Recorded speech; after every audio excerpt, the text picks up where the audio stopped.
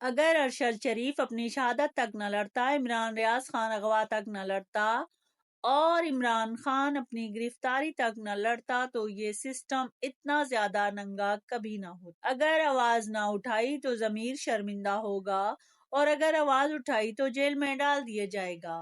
اے میرے پیارے پاکستان، تو بھی فلسطین سے کم نہیں۔ نپولین نے کہا تھا، تم مجھے اچھی مائیں دو، میں تمہیں بہترین قوم دوں گا، جبکہ نواز شریف نے کہا، تم مجھے جاہل مائیں دو، میں تمہیں پٹواری قوم دوں گا۔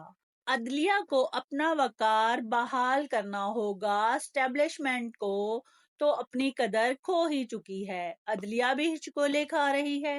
عدلیہ کو اپنے وقار کے لیے آزاد فیصلے کرنے ہوں گے۔ ہمارے ملک کے 3 لطیفے: ایک، عدلیہ آزاد ہے، دوسرا، علماء حق کے ساتھ کھڑے ہیں، تیسرا، فوج کے سیاست سے کوئی تعلق نہیں۔ جس نے 35 سال میں کچھ نہیں کیا وہ اگلی بار سب کچھ کر دے گا۔ اگر جہالت کے سینگ ہوتے تو آج پٹواری 12 سینگے ہوتے۔ ڈاکٹر 4 سال تک پلیٹوں کا علاج کرتے رہے، اب پتہ لگا مریض کو مرگی کا مسئلہ تھا اور وہ بوٹ سونگھتے ہی اٹھ بیٹھا۔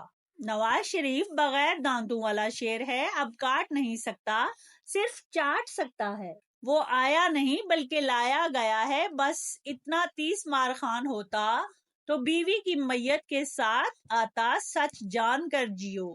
پاکستان صرف ایک صورت میں ورلڈ کپ جیت سکتا ہے، اگر امپائر کو ہٹا کر پاکستانی ججز کو تعینات کر دیا جائے۔ پاکستان دنیا کی تاریخ کا پہلا الیکشن ہوگا جس کی تاریخ کا کسی کو بھی نہیں پتا، مگر رزلٹ کا سب کو ابھی سے پتا ہے۔ پاکستانی ٹیم کا ورلڈ کپ جیتنے کی ضرورت نہیں، ہمارا نواز شریف فٹ ہو کے واپس آ چکا ہے، ٹرافی بھی چوری کر کے لے آئے گا۔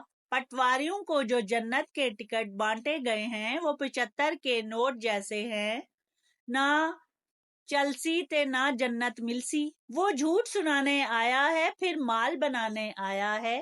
جو دیس کو چھوڑ کے بھاگا تھا، پھر دیس کو کھانے آیا ہے۔ اگر نواز شریف صحیح تھا تو نکالا کیوں گیا؟ اگر غلط تھا تو لایا کیوں گیا؟ کیا یہ عوام کو ڈیش ہے؟ تم لوگ ملک پر تجربے کرو اور بھگتے عوام۔ مجھے تو لگتا ہے نواز شریف ہی وہ دجال ہے جو لوگوں کو جنت کا ٹکٹ دے کر گمراہ کر رہا ہے۔